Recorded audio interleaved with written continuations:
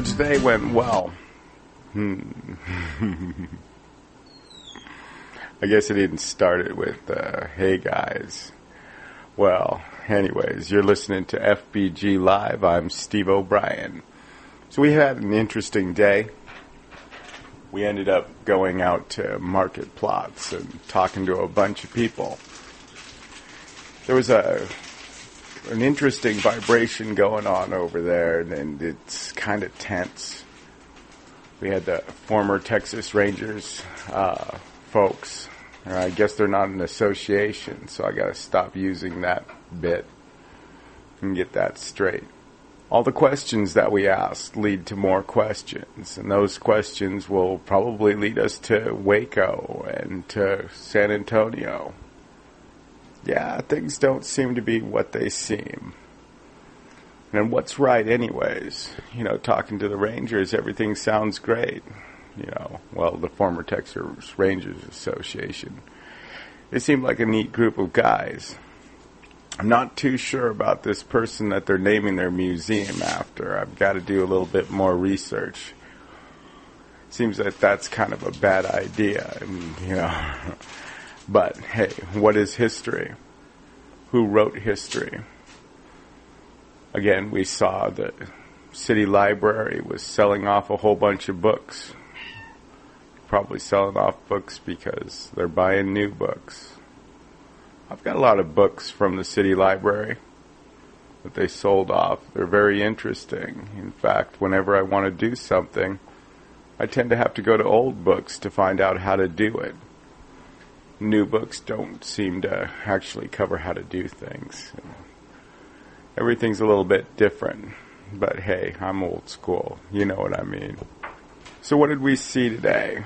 Well, I know we did a big test, and I'm new to this whole video thing, the audio thing. I've kind of got it down. I still don't know what I'm doing. When I do, you guys won't want to listen. Maybe I won't want to do it either. But for now, it's still all good. It's all good. So what we learned was my video streaming capabilities are very limited on battery power, that I need to actually get more ability to maintain connectivity. The video quality was pretty good, but I seem to dance around a little bit. You guys want to check out some of that video? You can see me dancing as I'm talking rhythmically. You can see me dancing as I'm talking rhythmically. You won't see that much, because as I look at myself and I analyze how I'm doing things, I kind of have an ability to stop it. Self-analyzation is kind of important in a person, right? Being able to stand back and look at yourself. A lot of people have a problem looking in the mirror or seeing themselves on video or hearing themselves. That's because we're not brought up doing this, talking, being public. You know, I wasn't the only one in the market plotz area with a camera, you know, recording people. And, you know, it seems cameras are becoming a common thing. You know, we've had cameras on the street corners for a long time now.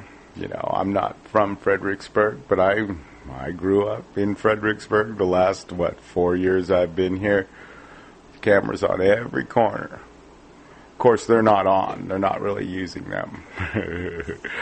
Okay, whatever. But that's not what I wanted to talk about. Just wanted to talk a little bit today about the Comanche Mesubah, Delaware Treaty, the former Texas Rangers Museum that's going in. A little bit about how I was recording and what you should see coming up, or what you will see coming up. Well, of course, I can't talk too much to what we will see coming up because, man, it's going to be amazing, and I have no idea what it is. So here's what we're going to be doing going forward on the Comanche Mesubah issue. We're going to need to contact a few people and do some investigation into the name of this person that they're building the museum around. It's important that we take a look at the museum that the former Texas Rangers have over in San Antonio and see what that looks like. It's important that we take a look at Waco and talk to the people at the Texas Rangers Association, see what their museum looks like and what's important to them. Yeah. I don't know. There was one troubling thing that I saw, and I guess I can understand that when you have this former Texas Rangers Association having a big thing at the market plots, and then this thing with the Comanches are there, protesting that because, okay, this is going to get complicated, right? It seems that Mayor Krinwelge in the early 2000s talked to them about building a permanent facility over there, and they were going to build a permanent powwow facility. Well, that didn't come into fruition, and last year, our current mayor, Musselman, he went ahead and he signed a lease on that spot where they wanted to build. And there was actually some plans drawn up for this permanent powwow situation. But now they're going to be building a museum on that spot. Well, the ground that they're building on, or that they plan to build on, there's some, what's the right words to use? Well, hey, let's just use straight words. There might be a chance that that's an Indian burial ground, right? And if you haven't been out to Fort Martin Scott, I really would say go out there and take a look at that place. It does have some history there, and it really needs some attention. They've rebuilt a few of the buildings, and it's really neat. I would like to see it in all its grandeur. That would be amazing. Bring you back in time a little bit. I heard a lot of stories by this guy named Randy Rupley, right? He spoke really well. He's really articulate. Amazing. The guy has some facts. Of course, you know what we do with facts, right? We check them. We ask questions because it's important. But I looked at that Fort Martin Scott and I saw those buildings and I could feel a time in the past. And he talked about how they're going to be building the new museum right next door and how it looks like, well, from what I hear, that may have been a sacred burial site. So, who are we to believe? The former Texas Rangers. They want to tell us that there's been a survey. They were looking for artifacts, and they found none. But then that's not quite true, I hear, as well. But there was no real official survey, and nobody's really blessed that one yet. And maybe it was approved by the former Texas Rangers Association. I don't know what the truth is. So there's a question that asks another question. This could take some time. But we don't have a whole lot of time.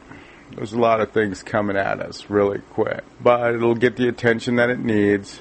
It'll get the attention. I'm glad you're listening to this. I can tell people are listening and watching. I see my counters go up and I go, whoa, cool, somebody cares. Even the live streaming crowds. I saw a couple people come online while we were going. That was cool. Yeah, that was cool. Crazy little thing was the police presence in the park. I guess they were anticipating some kind of a mass something or other.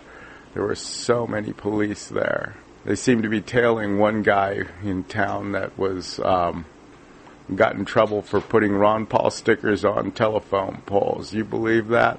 Yeah, he's a major criminal. They were actually tailing him. A friend of mine was walking out of the bathroom when all of a sudden one of the police officers goes, "I have him in view. I'm following him."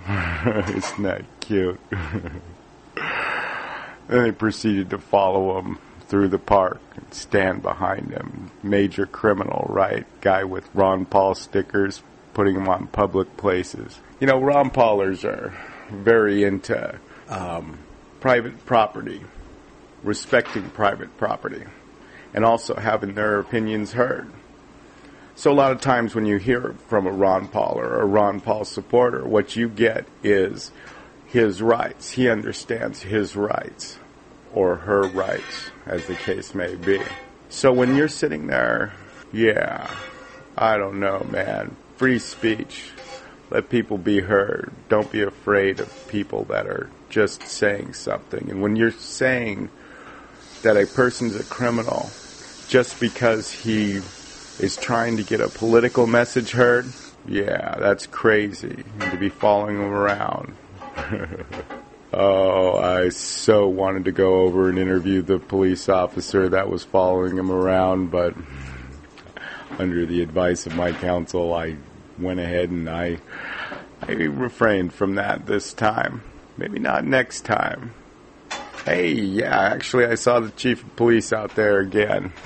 I guess he was talking to Randy for a bit, asking him what he was doing.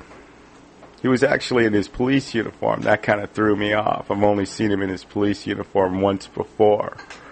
Most of the time it's at the city council meetings. I don't know anything about that guy. Sure I will soon enough. But anyways, just wanted to wrap this whole thing up, guys. And guess what? It's dinner time. I love it.